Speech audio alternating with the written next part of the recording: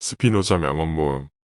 17세기 네덜란드의 암스테르담에서 태어난 철학자 스피노자는 범실론자이며 형이상학적 유물론자로 알려져 있다. 근대를 넘어선 근대 철학자로서 플라톤 이후 가장 완벽한 철학자라고 얘기된다. 실존의 우연한 사건들을 잘 해석하고 삶에서 일어나는 문제들을 지혜롭게 극복할 수 있도록 도움을 준다.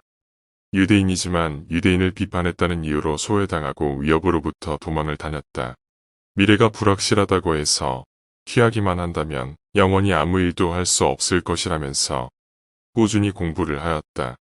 긍정과 희망의 아이콘 스피노자의 말과 글들을 통해서 그의 생각과 지혜를 얻고 그의 고뇌를 살펴보자. 인간에게 혀를 다스리는 일보다 어려운 일은 없고 말보다 욕망을 더 잘 조절할 수 있다. 모든 고귀한 일은 찾기 드문만큼 하기도 어렵다. 같은 것이라도 동시에 좋거나 나쁘거나 그저 그럴 수 있다. 예를 들어 음악은 우울한 이에게는 좋은 것이고 슬픈 사람에게는 나쁜 것이며 귀가 먼 사람에게는 좋지도 나쁘지도 않다. 자만심은 인간이 자신을 과대평가하는 데에서 생기는 기쁨이다. 새로운 발상에 놀라지 마라. 다수가 받아들이지 않는다고 해서 더 이상 진실이 아니지 않다는 것을 잘 알지 않는가. 깊이 파기 위해 넓게 파기 시작했다. 원인 없는 결과는 존재하지 않는다. 최대의 교만이나 최대의 낙담은 스스로에 대한 최대의 무시다. 두려움은 희망 없이 있을 수 없고 희망은 두려움 없이 있을 수 없다. 이해하려고 노력하는 행동이 미덕의 첫 단계이자 유일한 기본이다. 현재가 과거와 다르길 바란다면 과거를 공부하라. 나는 이성에 의해서만 움직이는 사람을 자유인이라 부른다. 나는 사람들의 행동을 경멸하거나 탄식하거나 비웃지 않고 그저 그들을 이해하려고 했다. 눈물 흘리지 마라. 화내지 마라. 이해하라. 이도 저도 할 수 없다고 생각하는 한, 그것을 하지 않기로 마음먹는 한, 결과적으로 그것을 하기란 불가능해진다. 허영심이 강한 인간은 오만하며 실제로는 모두에게 골칫거리임에도 불구하고 만인이 자신에게 호감을 느낀다고 착각하기 마련이다. 자만은 스스로를 정당함으로써 얻어지는 기쁨이다. 명성에는 이런 큰 단점도 있는 바 바로 우리가 명성을 쫓을수록 다른 이들의 비위를 맞추는데 우리 인생의 상당 부분을 할애해야 한다는 것이다. 돈, 명예, 쾌락은 다른 목적을 위한 수단이 아니라 그 자체가 목적인 한 오직 해로운 것일 뿐이다.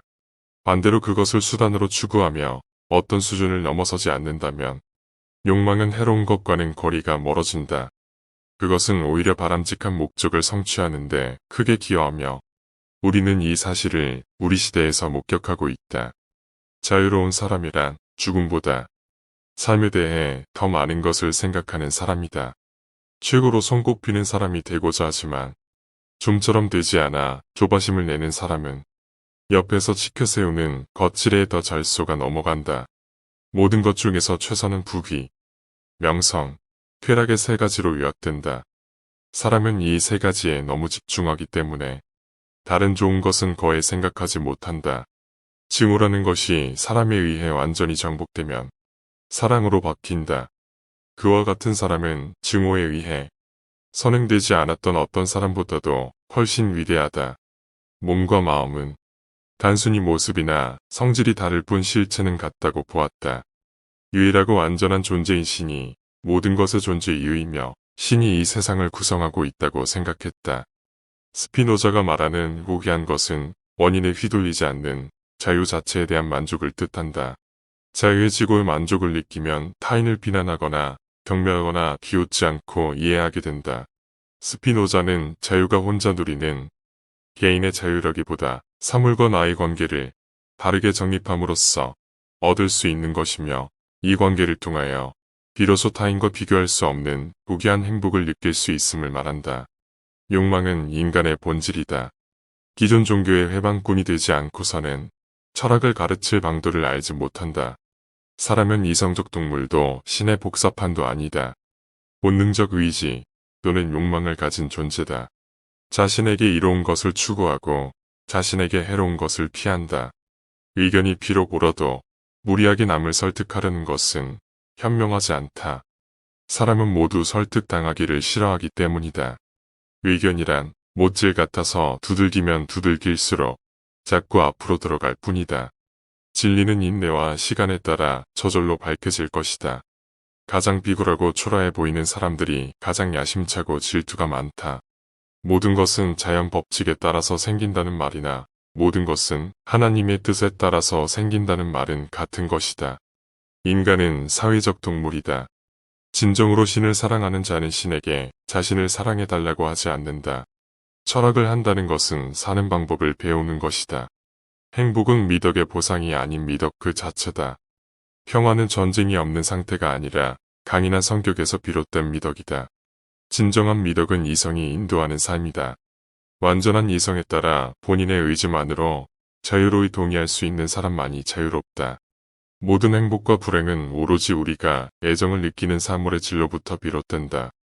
신은 만물에 내재하며 만물의 일시적인 원인이 아니다. 무엇이든 자연에 반하는 것은 이성에 반하는 것이며 이성에 반하는 그 모든 것은 불합리하다. 그 자체의 필요에 따라 존재하고 그 행동만으로 판단되는 것만이 자유롭다. 자유는 과학과 인문학의 발전을 위해 필수 불가결하다. 만약 인간이 자유롭게 태어났고 계속해서 자유롭더라면 선악에 대한 관념을 형성하지 않았을 것이다. 평화는 전쟁의 부재가 아닌 미덕이자 마음의 상태이며 곧 자비, 확신, 정의를 향한 기질이다. 나는 인간의 행동을 경멸하거나 탄식하거나 비웃지 않고 다만 이해하기 위해 끊임없이 노력해왔다. 인간이 획득할 수 있는 가장 고결한 행동은 이해하기 위한 배움이다. 이해하면 자유로워지기 때문이다.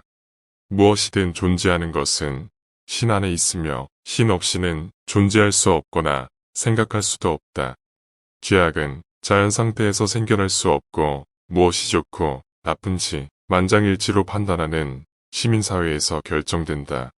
우주에서는 그 어떤 일도 우연히 일어나지 않으며 만물은 신의 필요에 따라 특정한 방식으로 존재하고 작동하도록 되어 있다. 아름다움과 추함, 질서와 혼돈이 사물의 원천적 속성이 아니라고 경고하고 싶다.